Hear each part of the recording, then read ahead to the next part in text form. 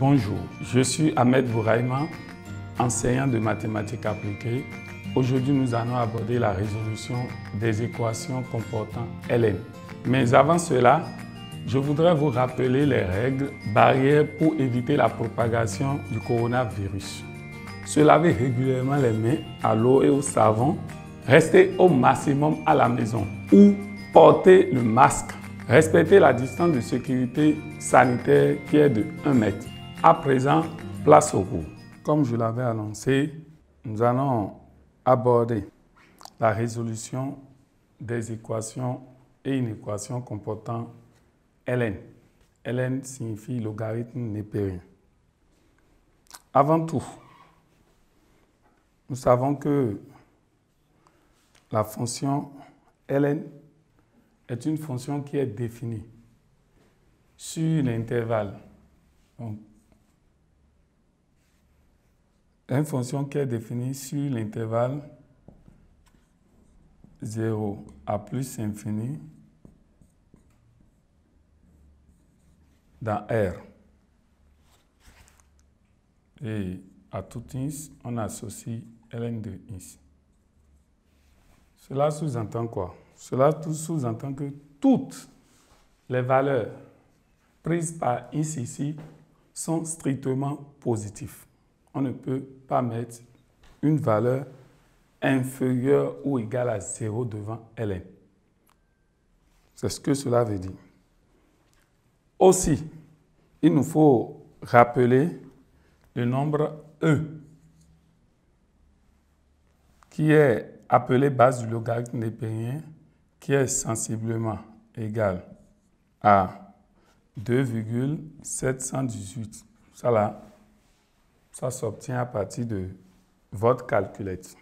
Le nombre e est tel que ln de e égale à 1. Nous allons alors commencer la résolution de nos équations et une équation. Donc, nous aurons élément de réponse, élément de réponse, de réponse. Alors, en petit a, l'équation c'est quoi? C'est ln de ins moins 3 égale à 0. Alors, avant de résoudre une équation comportant ln, il y a un préliminaire. Le préliminaire, c'est quoi? C'est la détermination du domaine de validité ou condition d'existence de l'équation. Parce que n'importe quelle valeur ne reste pas devant ln. J'ai dit tout à l'heure que tout ce qui est devant ln est strictement positif.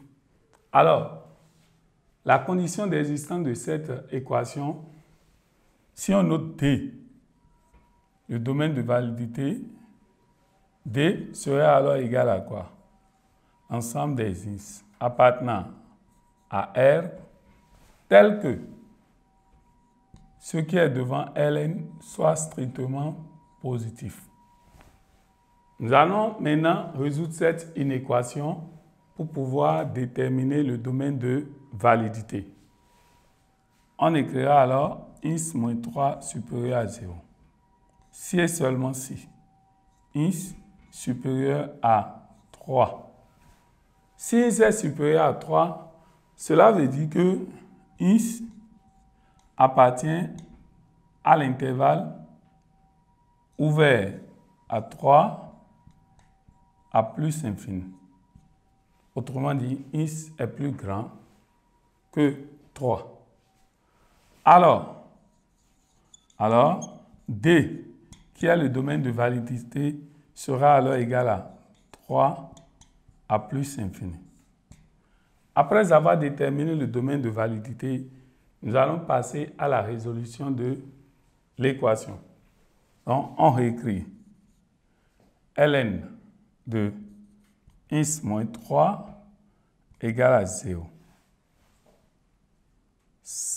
si et seulement si, à ce niveau, nous allons utiliser une propriété.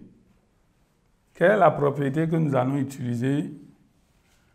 Si ln de A égale à B, alors A égale à exponentielle de B. C'est cette relation que nous allons utiliser ici. Alors, on aura x moins 3 qui serait égal alors à exponentielle de 0. Exponentielle de 0 étant égal à 1, alors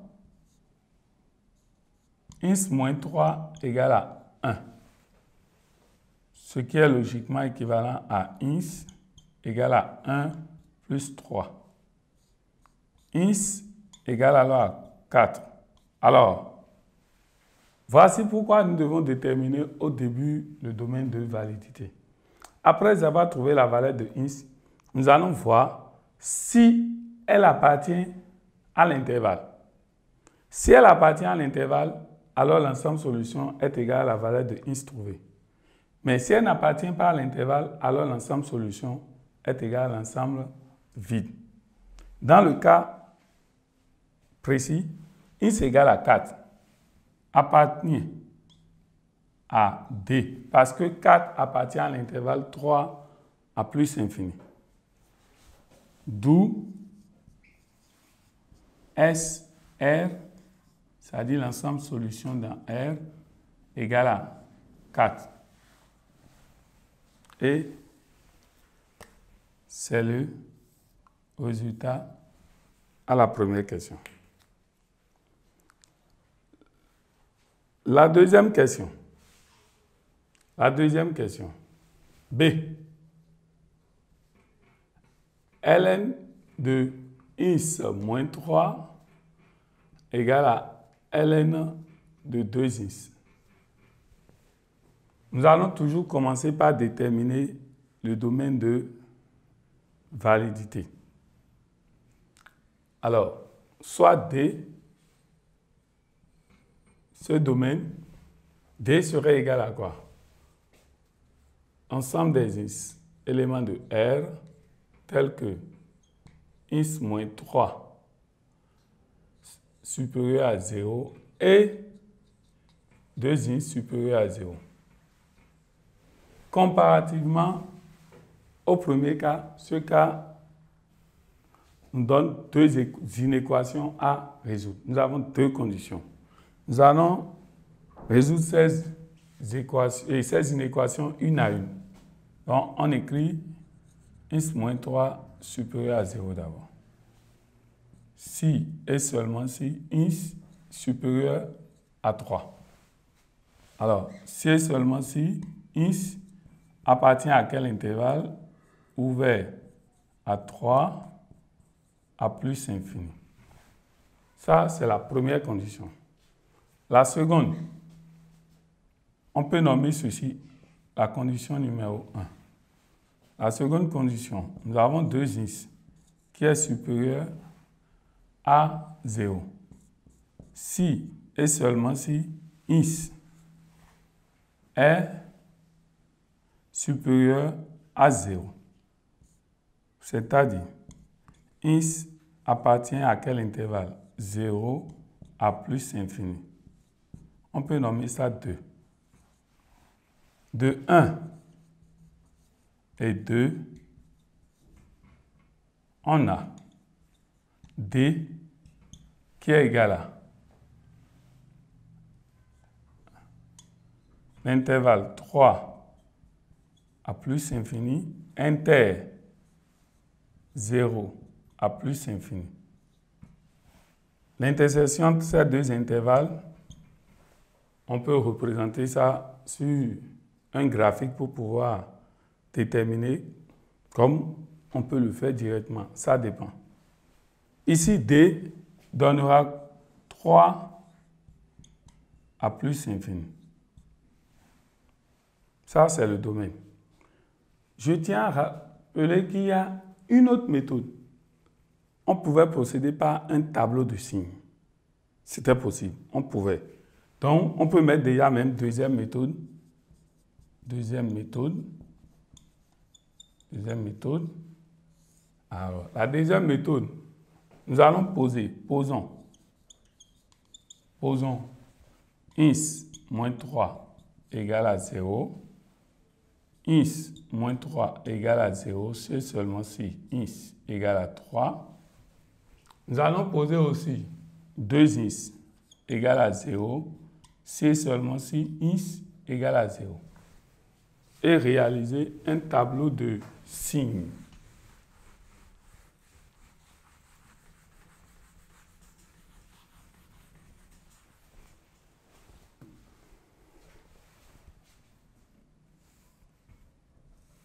Alors, dans le tableau, on a ins, on a moins infini, on a plus infini. Les valeurs sont 0, on les ordonne. Ce n'est pas parce que 3 est la première valeur que nous allons mettre 3 en première position, on les ordonne. Ici, nous allons étudier le signe de ins moins 3 et après le signe de 2 ins. Alors, ins moins 3 s'annule là. 2 ins s'annule ici. Alors, ici, l'expression sera du signe de A après la racine. Ici, signe de A, c'est quoi? C'est plus parce que A égale à 1. Donc, ça va donner ici plus.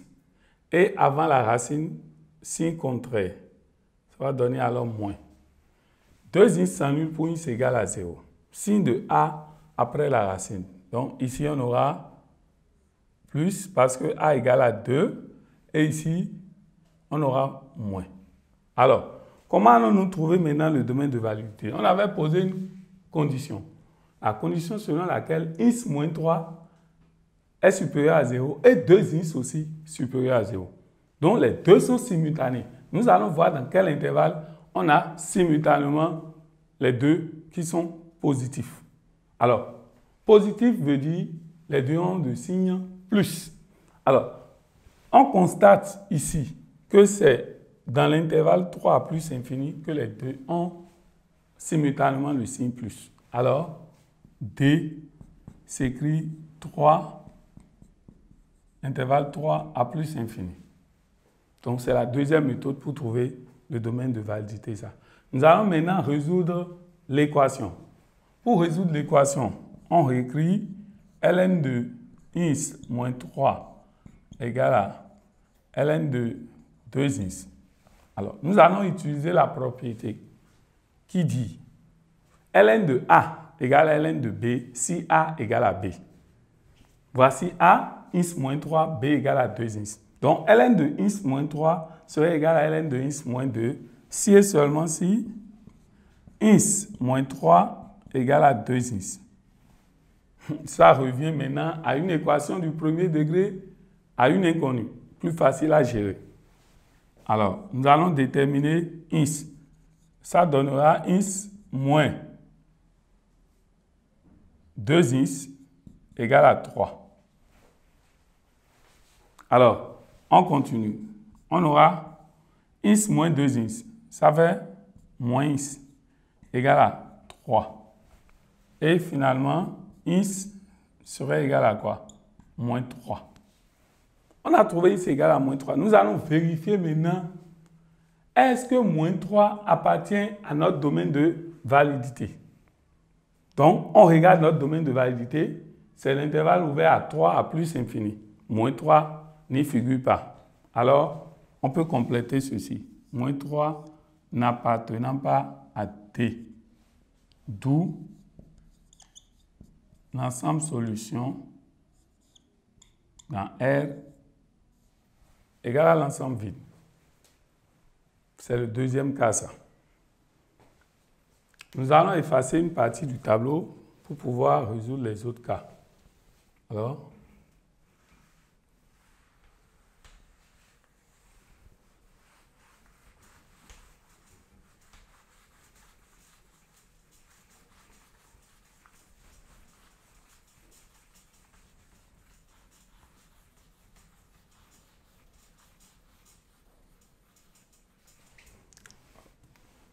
La troisième question ou la troisième équation est celle-ci. C'est ln de 3 moins 2x plus ln de 1 moins x égale à ln de 2 plus ln de 3. Comme précédemment, nous allons toujours déterminer le domaine de validité. Alors, en désignant toujours par D, ce domaine, on aura D égale à l'ensemble des indices appartenant à R, tel que 3 moins 2 x supérieur à 0 et 1 moins x supérieur également à 0. Bon, dans ce cas, est-ce qu'il faut...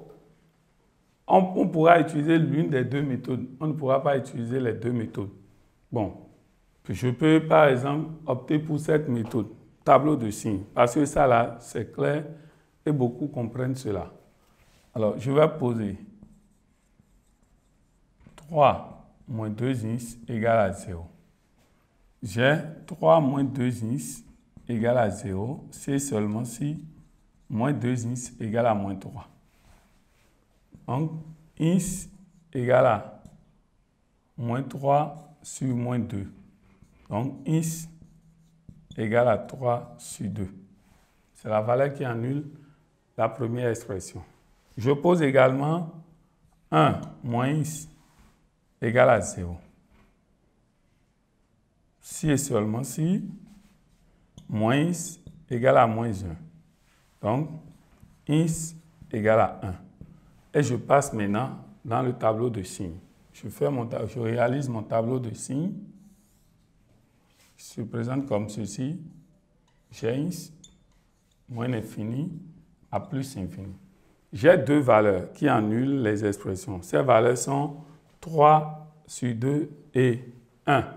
Je vais les ordonner. Je sais que 1 est plus petit que 3 sur 2. Donc, je mets d'abord 1 en première position et 3 sur 2 en deuxième position. Je mets les expressions. Ici, j'ai 3 moins 2x. Ici, j'ai 1 moins x. Alors, 3x, 3 moins 2x s'annule pour x égale à 3 demi. Et 1 moins x s'annule pour x égale à 1. Alors, signe de A, l'expression 3 moins 2x sera le signe de A après la racine. Faisons très attention à ce niveau-là. Parce que l'expression dont on nous parle est souvent sous la forme de AX plus B. Mais à ce niveau, c'est inversé. Ils ont mis B avant A. Donc, il faut faire très attention. C'est quoi A? A, ce n'est rien d'autre que le coefficient de X. Ce qui multiplie X, c'est ça qui est A. Qu'est-ce qui multiplie ici? C'est moins 2. Quel est son signe? C'est moins. Donc, après la racine, j'aurai moins ici. Ici, j'aurai plus. Et ici aussi, j'aurai plus. Je peux continuer. Ici, quelle est l'expression qui annule 1 moins x? C'est 1. A est de signe moins. Parce que c'est mis sous la même forme que l'expression précédente. Alors, ici, j'aurai moins, moins, et ici, j'aurai plus. Alors, pour trouver le domaine de validité, je vais voir dans quel intervalle les deux gardent le même signe plus. Alors, quel est cet intervalle? C'est l'intervalle moins infini à 1. Donc, je pourrais écrire que D est égal à moins infini à 1. C'est mon domaine de validité. Maintenant, je vais résoudre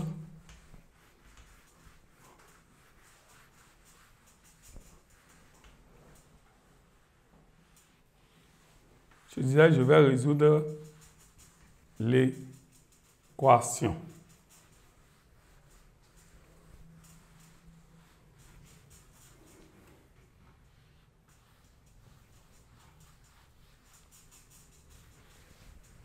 Je vais résoudre l'équation. Je vais réécrire alors l'équation. J'ai ln de 3 moins 2x plus ln de 1 moins x égale à ln de 2 plus ln de 3.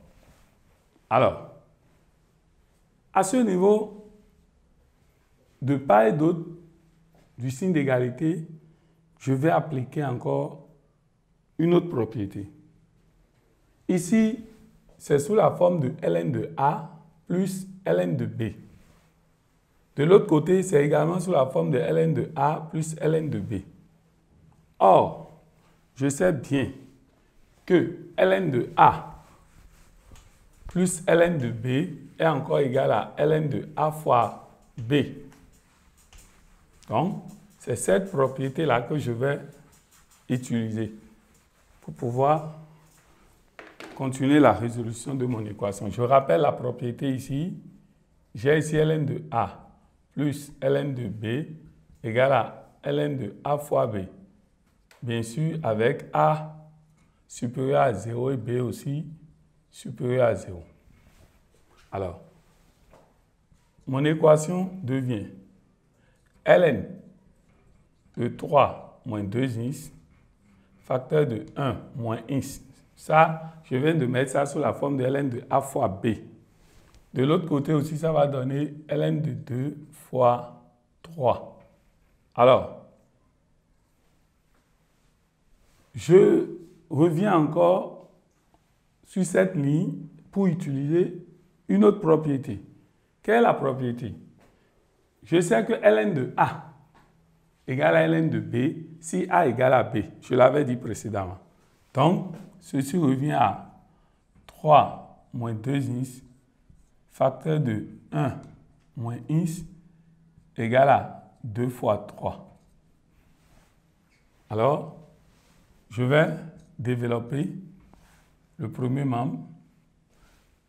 J'aurai 3 fois 1, 3 fois moins x, moins 3x, moins 2x fois 1, moins 2x, moins 2x fois x, plus 2x au carré, égale à 6. Je vais essayer de mettre, puisque je n'ai plus affaire à ln, j'ai affaire maintenant à une équation du second degré à une inconnue. Donc, je vais mettre l'expression sous la forme de ax carré plus bx plus c égale à 0. Donc, ça me donnera 2x au carré. Ici, ça fait moins 5x. Ici, ça fait 3 moins 6. Ça me donnera moins 3 égale à 0. Maintenant, je vais calculer le discriminant. Le discriminant delta.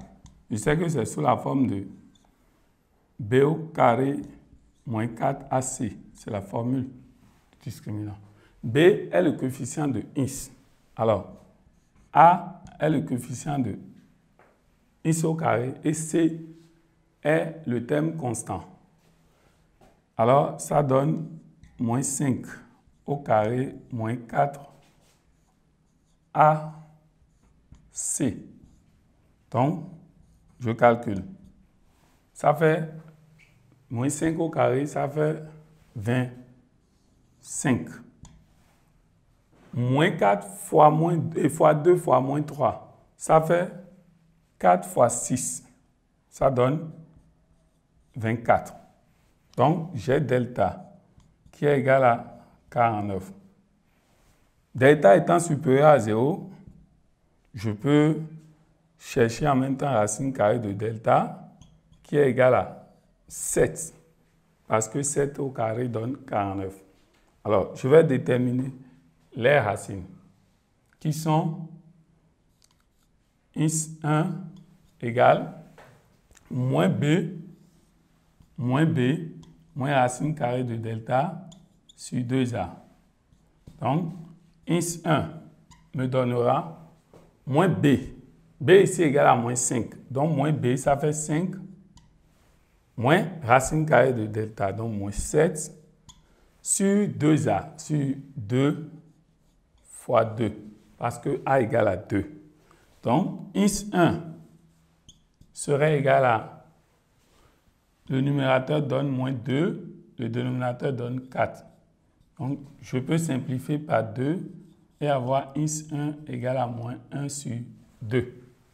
Alors, je vais déterminer INS2.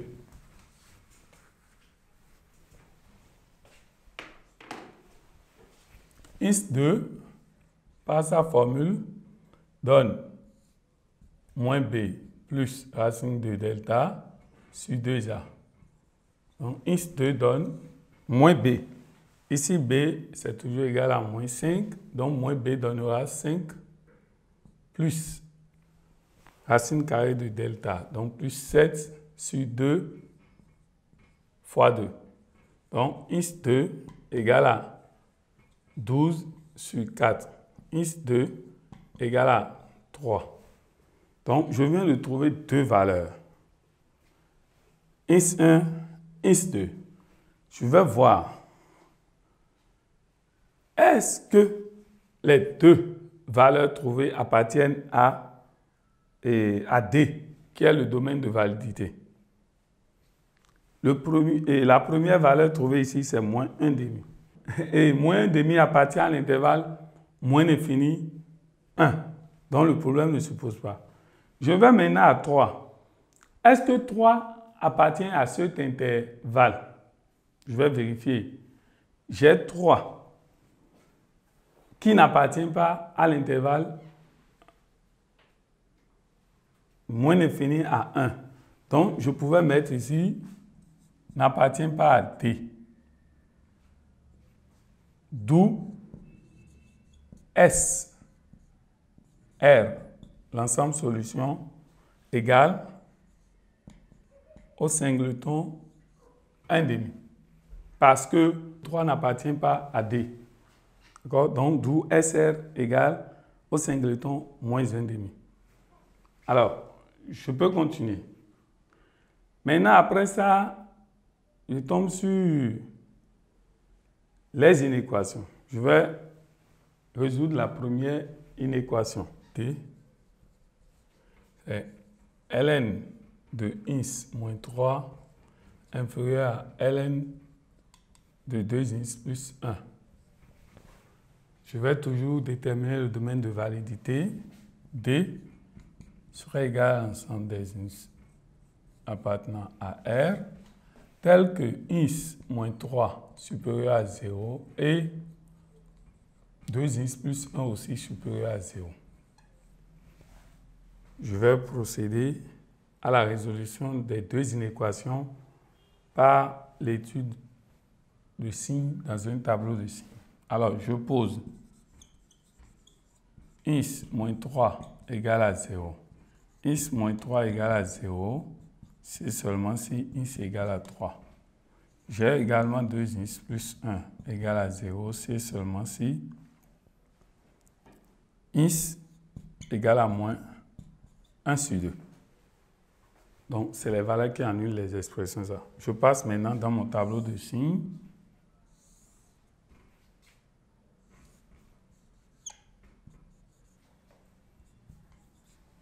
Je mets les valeurs dans l'ordre.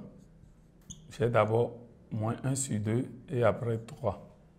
Les expressions sont INS moins 3, 2 INS plus 1. Maintenant, INS moins 3 s'annule pour INS égale à 3 et 2 INS plus 1 s'annule pour INS égale à 1 sur 2. Signe de A après la racine, donc c'est plus.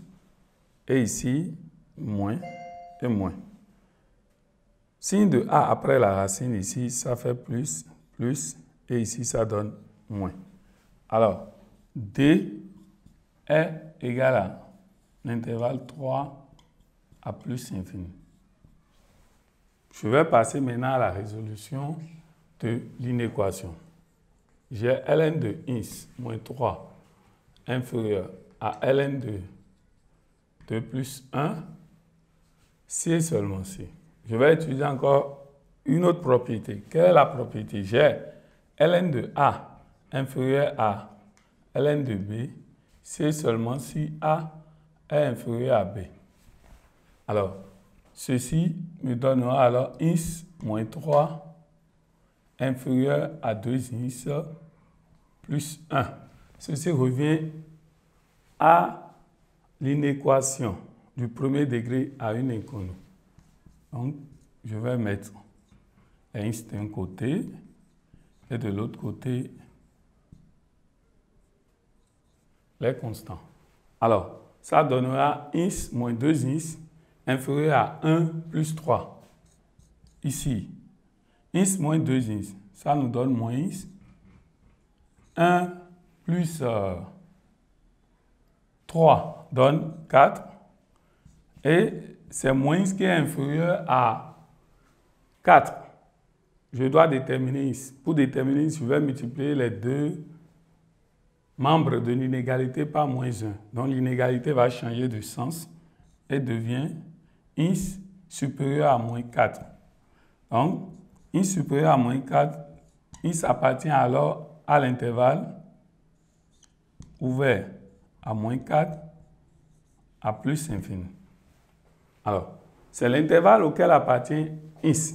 Pour trouver maintenant l'ensemble solution, je reviens ici. Je fais l'intersection entre les deux intervalles pour pouvoir trouver. Alors, j'écrirai maintenant S dans R égale à 3, l'intervalle 3 plus infini, intervalle moins 4 à plus infini. Bon, allons sur la droite graduée pour que les gens puissent mieux nous comprendre. J'ai ici 0, j'ai ici moins 4 et j'ai ici 3. Je représente d'abord le premier intervalle, 3 à plus infini. C'est ça ici. Le second, ça fait moins 4 à plus infini aussi. C'est ça. Alors, les deux ont pour partie commune cet intervalle. Donc, SR égale intervalle ouvert à 3 à plus infini.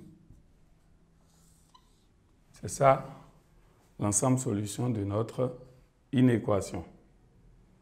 Et pour la dernière inéquation, vous allez chercher ça en guise d'exercice. C'est la fin de notre cours du jour. J'espère que ce cours vidéo vous sera profitable en cette période de pandémie.